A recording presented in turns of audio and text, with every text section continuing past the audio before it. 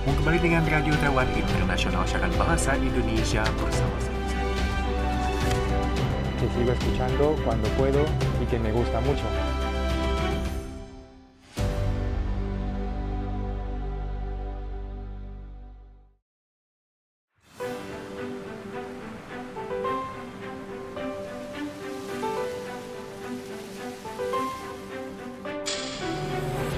欢迎收听由央广主播台提供给您的 RTI News。很清楚你。Kembali dengan Radio Taiwan Internasional Siaran Bahasa Indonesia bersama saya. Que sigo escuchando cuando puedo y que me gusta mucho.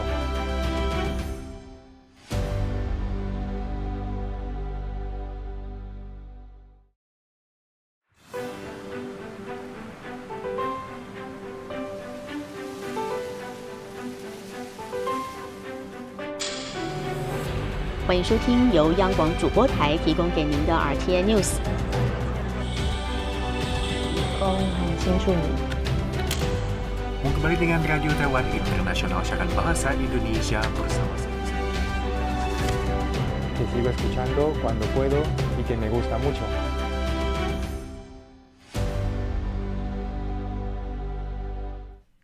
Oke, teman-teman. Hari ini kita bukan kuartet lagi ya. Kita trio hari ini. Trio Kita kedatangan Trio tamu. black yellow ya. Black yellow. Oh iya benar loh, black yellow. Black yellow. Yaudah, Oke, mulai kita aja langsung saja ya. Halo teman-teman, apa kabar? Hadir kembali kita dalam acara obrolan RTI-SI bersama saya Amina Chandra. Dan saya Yunus Hendri. Dan juga ditemani ada tamu kehormatan kita, Yeay, siapa di samping kita ini? Nama saya Ricky. Halo Ricky. Halo Ricky. Halo. Ricky adalah seorang mahasiswa S3 nih. S3 Ya, sekarang. S3 Iya. di Universitas. Chongqing. Oke. Ya. Kemudian sudah berapa lama di Taiwan? Kalau dihitung sama S2 berarti ini 4 tahun. 4 tahun. Hampir 4 tahun. Ya. Oke. Jadi S2-nya juga di Taiwan. Sama di kampus yang sama juga. Oh, lanjut lagi S3 ya. Lanjut. Wah, luar biasa. Terus untuk jurusannya apa nih? Nama jurusannya kalau bahasa Inggris itu Educational Leadership and Management Development. Karena programnya program internasional, makanya pakainya bahasa Inggris. Bahasa Inggris. Oh, oke. Jadi oke. belajar pendidikan begitu ya. Betul, tapi bukan yang teaching ya, bukan pengajaran ya. Apa bedanya, Bedanya, kalau iya. teaching dengan educational ini? Kalau yang di kami itu dia lebih lebih ke fokus ke manajemen sama development, lebih ke human resource-nya. Terus juga lebih ke sifatnya lebih ke makro, lebih ke policy analisis Oke. kebijakan seperti itu. Oh, dan Yunus juga penasaran kok bisa milih Taiwan itu gimana ceritanya sih di awalnya itu seperti apa? Oh iya, mungkin background dulu. Sebenarnya saya nggak pernah kepikiran untuk ke Taiwan sama sekali. Lanjut S2 itu selalu ada. Cuma fun fact dulu, papa saya dulu kerja di Taiwan. Oh Ya, SPMI. Nah, sebagai PMI, karena waktu itu ada satu kondisi keuangan, akhirnya beliau memutuskan berangkat ke Taiwan sebagai PMI. Nah, jadi sebenarnya kalau dari kecil udah dengar cerita tentang Taiwan, lumayan banyak gitu. Nah, cuma dulu waktu sempat cari beasiswa S2 itu udah dapat penolakan beberapa kali lah dari beberapa pemberi beasiswa. Kalau dari universitas sempat dapat dari universitas lain di luar Taiwan. Cuma entah kenapa satu saat waktu saya browsing itu ketemu namanya beasiswa Taiwan ICDF. Saya nggak pernah dengar, yang saya tahu cuma MOE Taiwan kan lebih terkenal ya daripada Taiwan ICDF. Itu kali pertama entah kenapa di browser saya itu muncul di atasnya itu Taiwan ICDF. Saya cari tahu, oh kok programnya menarik ya gitu, dan kayaknya saya udah ready semua berkas-berkasnya, karena itu juga waktu dapat infonya itu udah mepet pendaftarannya, penutupnya. Jadi saya daftar, berkasnya udah ready semua, daftar ke universitas juga ya sampai di sini akhirnya. Wah, diterima ya biasa kayaknya. Jadi ceritanya selama di Taiwan ini belajarnya susah nggak dibandingkan dengan di Indonesia? Apalagi sudah mencapai jenjang S3 ya? Iya. Ya, kalau S2 saya lebih menikmati, dalam artian lebih banyak waktu untuk diri sendiri ya. Tapi kalau S3 ini jujur saya lumayan agak lebih penuh waktunya. Jadi kalau dulu mungkin di S2 saya bisa kayak tiap weekend masih bisa jalan, bisa keluar, tapi kalau bukan terlalu gampang, tapi ini ya masih ada waktu lah untuk bisa di manage. Tapi kalau sekarang untuk S3 itu kayak di weekend ya akhirnya harus stay di ruangan, di perpus atau di tempat riset saya untuk baca karena loadnya banyak gitu. Oke. Yus juga penasaran. Jadi kalau dari latar belakangnya Bung Ricky sendiri itu kan dari orang tua ya yang pernah tinggal di Taiwan. Betul. Jadi dulu itu waktu di Indonesia itu apakah Ricky pernah mendengarkan kisah tentang Taiwan seperti apa gitu loh. Akhirnya Ricky bilang oke deh aku juga pengen ke Taiwan gitu. Taiwan itu salah satu negara tempat ayah saya pernah bekerja. Jadi ada 2 negara lain lah tempat ayah saya pernah bekerja. Out of the 3 yang paling selalu diceritakan itu sebenarnya nomor 1 Taiwan, nomor 2 Jepang. Jadi cerita yang didapat tentang Taiwan ada cerita yang bagus semua. Cuma mungkin saya juga nggak terlalu ingat detailnya ya karena udah lama sekali. Sesuai dengan fakta nggak nih? Setelah nginjak kaki di Taiwan, sesuai dengan faktanya nggak? Atau merasa kok tertipu gitu? Sejauh ini saya menikmati begitu. Saya sangat menikmati. Karena saya sebenarnya sempat 3 tahun S2, terus habis itu setahun lanjut ada kerja lah di sini. Habis itu saya sempat balik break setahun ke Indo, baru balik lagi ke Taiwan ini. Juga sempat kerja di Taiwan? Sempat mengajar, di universitas? Enggak, di sekolah juga sama di Bushiban gitulah di cram school. Nah itu gimana pengalaman bekerja di Taiwan? Pengalamannya lumayan menyenangkan sebetulnya. Cuma karena kebetulan background saya juga dari pendidikan ya, maksudnya pekerjaan saya ya saya bisa bilang semuanya guru maupun yang di bidang manajemen gurunya, pokoknya semuanya berkutat di sana. Jadi sejauh ini saya bisa bilang ya menyenangkan, cuma memang karena bahasa Mandarin saya juga terbatas, akhirnya kadang ya siswanya ngomong apa, saya ngomong apa, kita nggak ketemu, jadi saya effortnya harus lebih 2 kali gitulah. Tapi untuk minat dari siswa-siswi yang ada di Taiwan ini, mereka belajarnya besar nggak menurut bagaimana pandangan kamu gitu? Karena saya ngajarnya bahasa Inggris, jadi kalau dibilang minatnya lagi-lagi tergantung ini ya, sama seperti di Indonesia lah, kita nggak bisa pukul rata lah sebenarnya. Gitu. Tapi kan biasanya kalau kita dulu ya sebelum Amina datang ke Taiwan, Amina merasa bahwa anak-anak Taiwan itu semuanya berkacamata. Jadi menurut Amina, kutu buku semuanya. Anak-anak Taiwan itu serius belajarnya. Lagi pula kita tahu kan anak-anak Taiwan belajar dari pagi sampai sore atau malam gitu. Bahkan.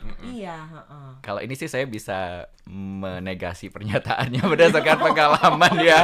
Saya dulu juga mikirnya kayak gitu, tapi ternyata setelah di sekolah ya sama seperti Indo lah sebetulnya lah ya. Berarti enjoy juga jadi seorang murid ya. Ada belajar, ada bermain juga. Betul. Cuma mereka memang porsi belajarnya lebih lama lah daripada di Indo gitu.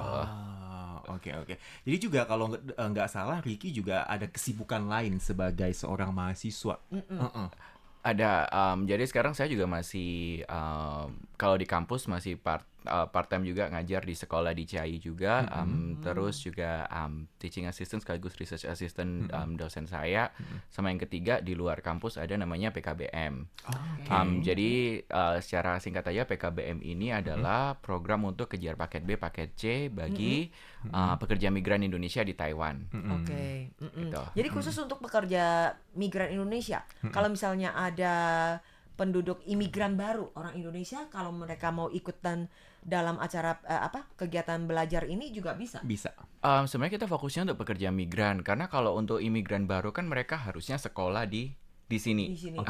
Karena kalau untuk kenapa itu kan sama seperti kalau di Indo ya, kejar paket C atau paket B. Jadi mereka memang belum punya ijazah SMP atau SMA, makanya mereka memutuskan sembari mereka ada waktu, ada juga dananya. Nah, kenapa kok nggak mereka sekalian menuntaskan, memanfaatkan mimpi yang dulu sempat tertunda gitu. Ini seperti di foto ini kalau nggak salah ini program apa nih, Bung Ricky? Kalau itu kemarin kita barusan ada kegiatan, ini kegiatan PKBM juga, jadi 1-2 kali setiap semester itu biasanya kita ada tatap muka secara, maksudnya secara luring ya, secara langsung, begitu. Karena selama ini kan programnya itu daring, jadi program sekolahnya itu daring. Nah ini kemarin ada dari pihak UNS Universitas Negeri 11 Maret itu mereka beberapa dosen mereka melakukan istilahnya community engagement lah, pengabdian. Terus mereka mengajak kami untuk berkolaborasi, jadi makanya terciptalah kolaborasi ini. Jadi kemarin mereka datang ke Taiwan, siswa-siswi kami hadir, tidak semua karena kan tahu sendiri pekerja migran agak susah ya kalau keluar. Nah ini kemarin kegiatannya di NCU, di Central University Taoyuan. Jadi kalau luring-luring begini nih, apakah mahasiswa PKBM ini wajib datang atau mungkin hanya sekedar datang saja atau bagaimana?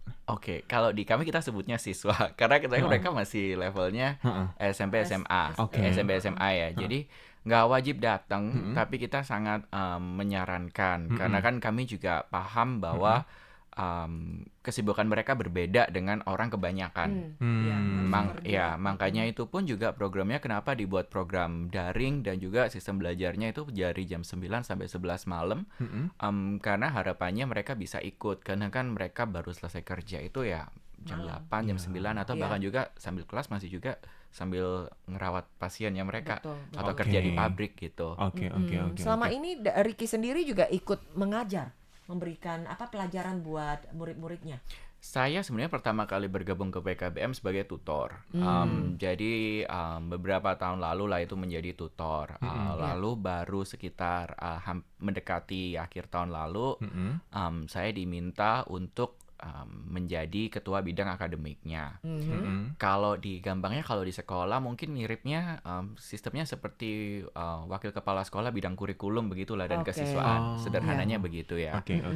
Ini juga kalau nggak salah fotonya Bung Ricky di salah satu sekolah lokal di Taiwan ya. Kalau dilihat-lihat ya. Betul. Nah, ini ada cerita unik mungkin dari foto ini.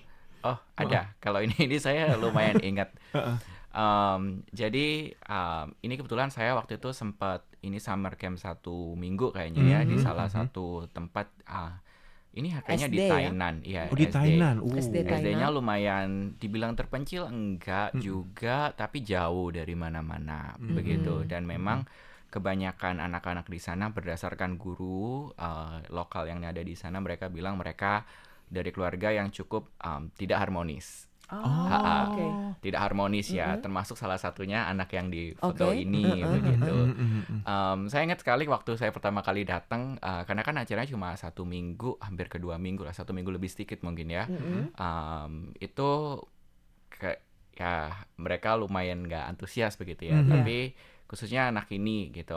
Tapi lucunya sampai ketika akhir program ini selesai, dia itu sempat bilang, oh kemarin saya memimpikan kamu gitu, kamu ke gurunya terus kenapa gitu. Jadi dia salah satu anak yang lumayan selama saya program di sana lumayan memperhatikan klingi dengan saya gitu ya. Sebenarnya susah fokus juga sih anaknya, tapi dia mau akhirnya semangat mau ngikutin sampai akhirnya saya dipanggil lagi di semester berikutnya atau tahun berikutnya saya lupa ya untuk kembali ke sekolah ini lagi untuk running program yang sama. Ini program apa sih kalau boleh tahu? Oh ya, kalau ini dulu waktu saya masih S2.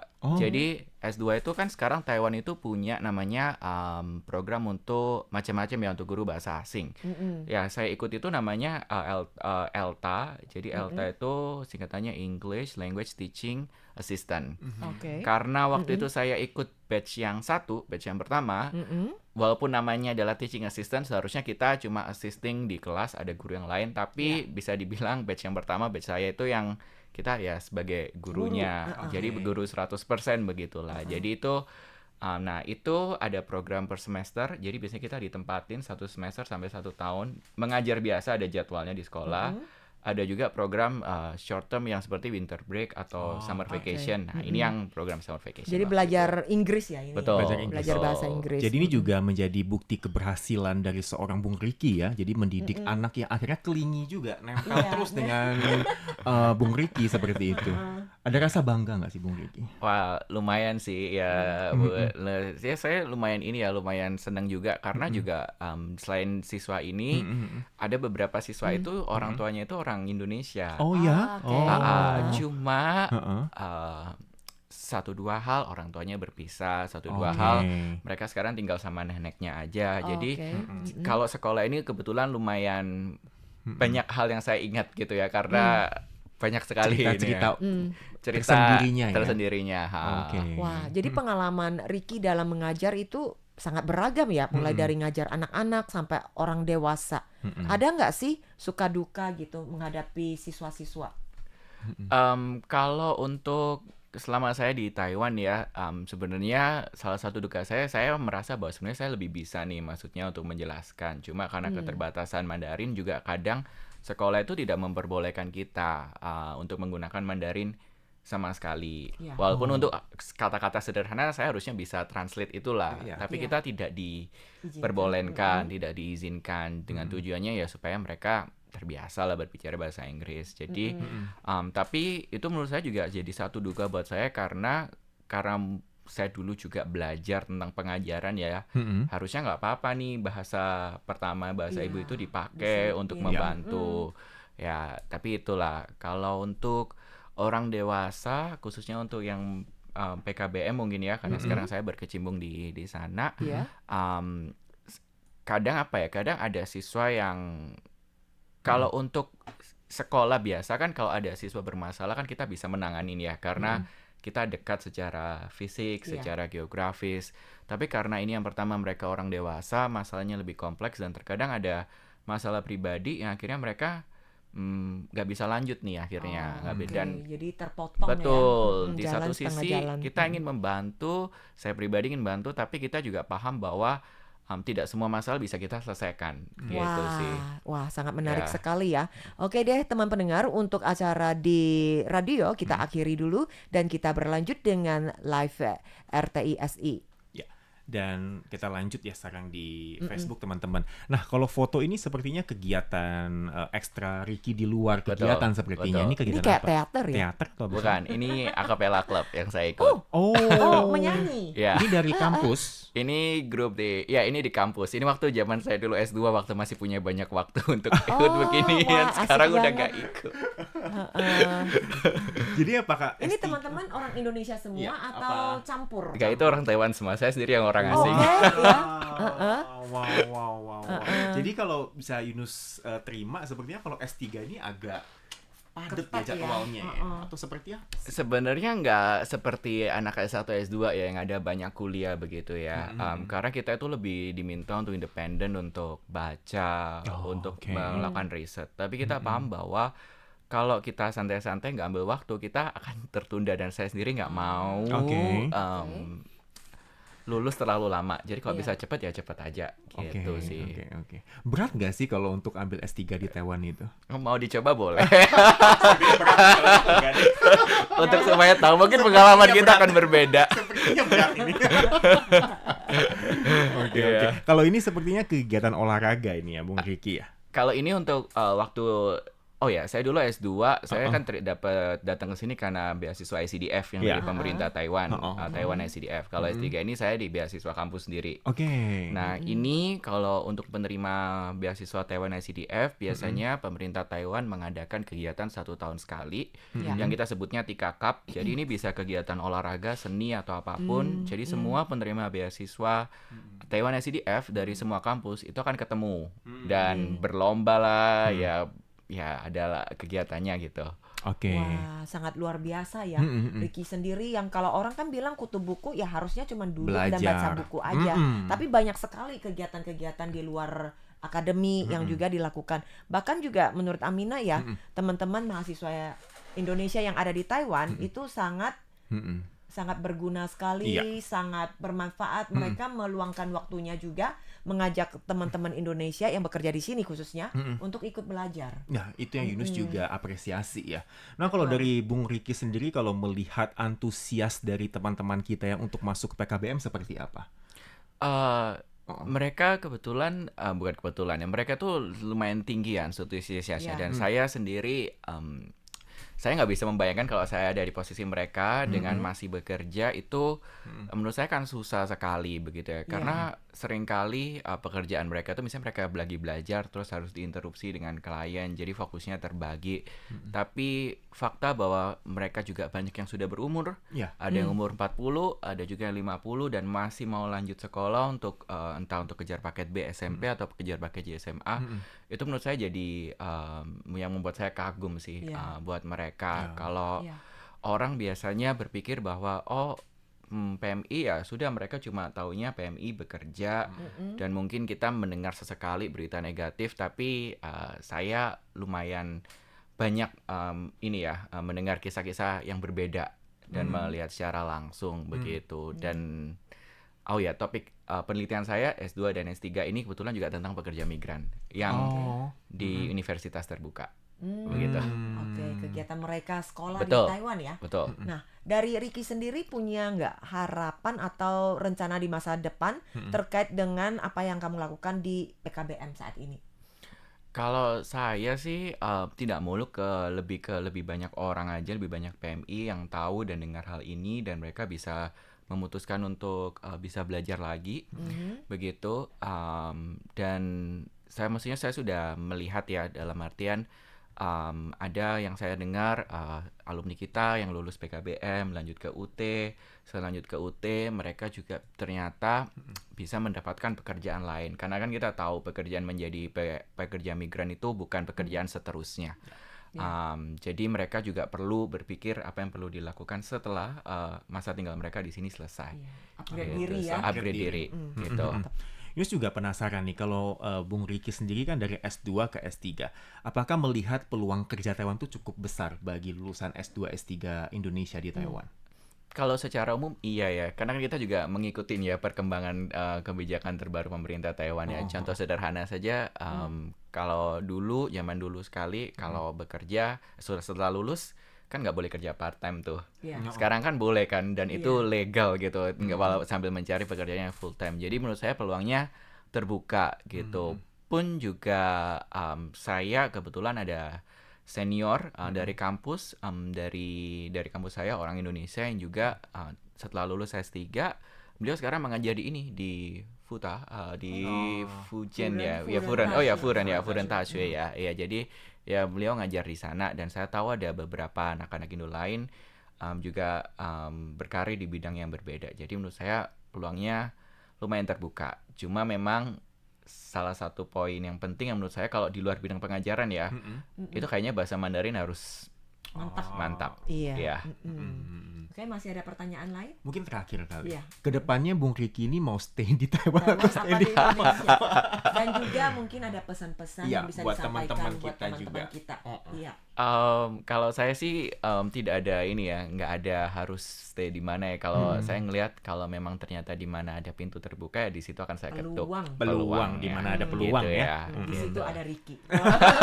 Mau di sini, mau di Indo atau mungkin di negara lain pun saya akan cukup terbuka untuk itu. Oke, dan pesan terakhir Pesan-pesan buat teman-teman RTI. Aduh, pesan untuk apa nih? Mungkin juga kan kita sebagian besar pendengar adalah pekerja migran Indonesia ya. Oh, ya. Buat teman-teman yang belajar di PKBM. Iya, saya kebetulan itu 2 tahun yang lalu itu kan PPI Taiwan itu mengadakan lomba menulis untuk diaspora di Indonesia. Judulnya itu Mekar di Formosa kalau nggak salah ya. Saya dapat juara satunya waktu itu. Oke.